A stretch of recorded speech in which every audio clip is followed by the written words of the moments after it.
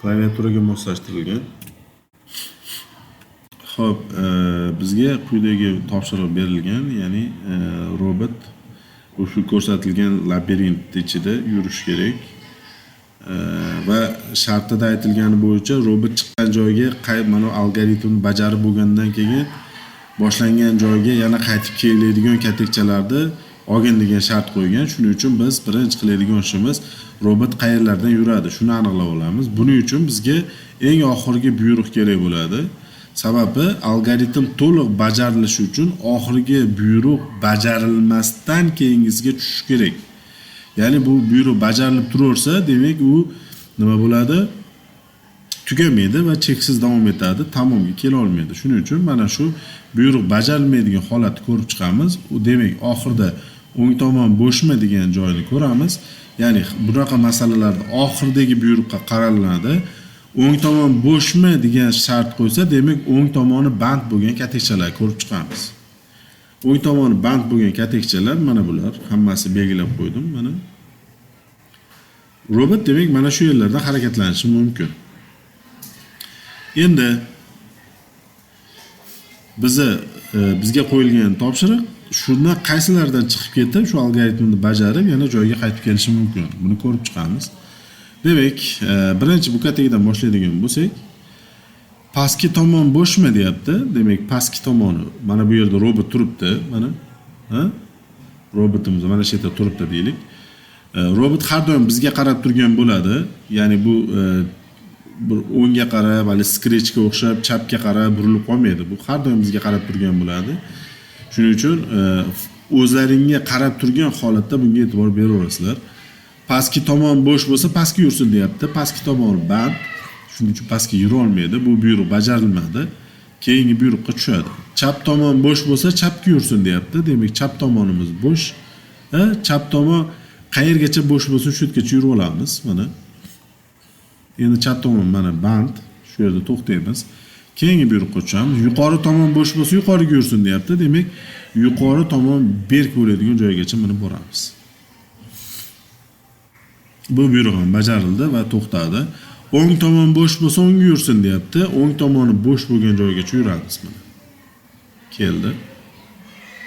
To'xtadi. Endi o'ng tomon band, mana bu buyruq bajarilib bo'ldi. Endi oxirgi buyruqni qarasalaring, bu tamom. To'xtash kerak. Demak, robot mana bu yerdan ishni boshladi, qaytib kela olmadi. U mana bu yerda qoldi. Demak, bu javobni biz nima qilamiz? Olmaymiz. Robot demak bu katekchadan ketsa joyiga qaytib kelmas ekan. Shuning uchun biz bu katekchani nima qilamiz? Mana bunday qilib X qilib qo'yamiz. Bu katekchaga qaramaymiz.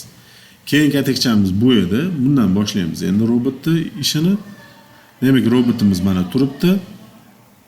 Har bitta buyruqni tekshirib chiqamiz.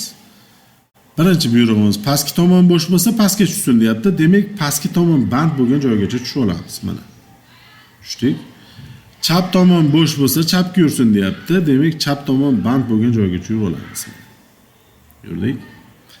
Yuqori tomon bo'sh bo'lsa yuqoriga yursin deyapti. Demak, yuqori tomon berk bo'ladigan joygacha yurib olamiz.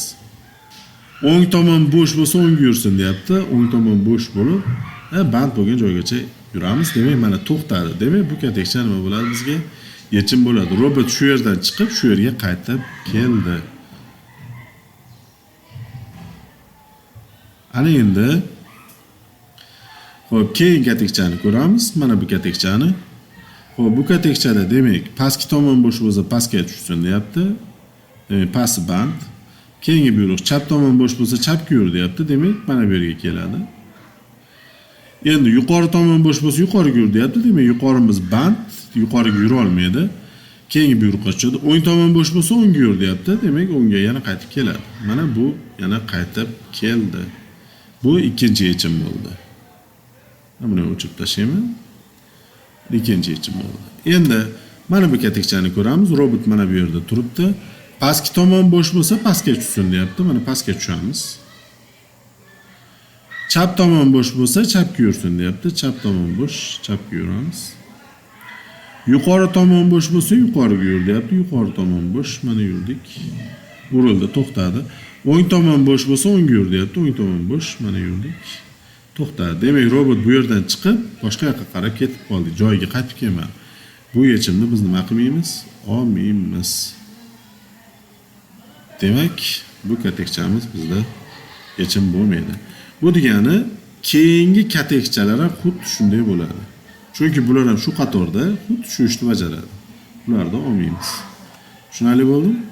Chunki mana bu yerdan kelgandan keyin xuddi shu trayektoriya bo'yicha harakatlanadi. Bu ham xuddi shunaqa. Qarang, bu ham va mana bu ham xuddi shunday holatda ketadi.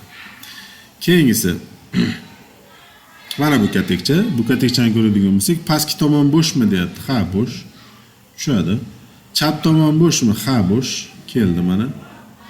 Yuqori tomon bo'shmi? Ketdi mana. Ha, bu umuman boshqa yoqqa qarab ketdi. Bu yerga qaytib kelmaydi. Shuning uchun nima qilmaymiz buni? Olmaymiz. Tushunarlimi? Bu katekchani olmaymiz. O'z-o'zidan mana katekcha shu trayektoriya bo'yicha bo'lganligi uchun mana hozir pastki tomon bo'shmi deganda bajarmaydi. Chap tomon bo'shmi deganda chapga qarab yurib, bu ham nima qiladi? Boshqa katekka qarab ketaveradi. Shuning uchun bu katekchani ham olmaymiz. Bizda tekshiradigan bitta mana bu katekcha qoldi. Pastki tomon bo'sh bo'lsa pastga tush deyapti. Mana tushamiz. Chap tomon bo'sh bo'lsa chapga yur deyapti. Chapga yuramiz. Yuqori tomon bo'sh bo'lsa yuqoriga yur deyapti. Yuqori tomon bo'sh, mana yurdik. O'ng tomon bo'sh bo'lsa o'ngga yur deyapti. O'ngga yuradi. Mana demak u ketgan kategiga nima qilmadi?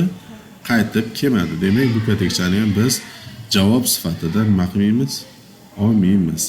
Endi bitta mana bu katekchamiz qoldi. Bu yerdagi katekchamizda robot pastki tomon bo'sh bo'lsa pastga tush deyapti. Chap tomon bo'sh bo'lsa chapga yur deyapti. Chap tomonimiz bo'sh emas. Yuqori tomon bo'sh bo'lsa yuqoriga yur deyapti. Yuqoriga yurdi. O'ng tomon bo'sh bo'lsa o'ngga yur deyapti. Bu yoqqa yurdi. Mana bu ham qaytib kelmadi. Bu hozir mana bu yerda katekchani bosib o'tib ketdi, lekin shartda aytilganki, algoritm to'liq bajarilganda u shu katekchaga qaytib kelsin degan. Bu qaytib kelmaganligi uchun biz ham nima qilmaymiz? Bu katekchani ham yechim sifatida qaramaymiz. Demak, bizda ikkita yechim bor. Mana bu va bu. Javob mana bu holatda bo'ladi.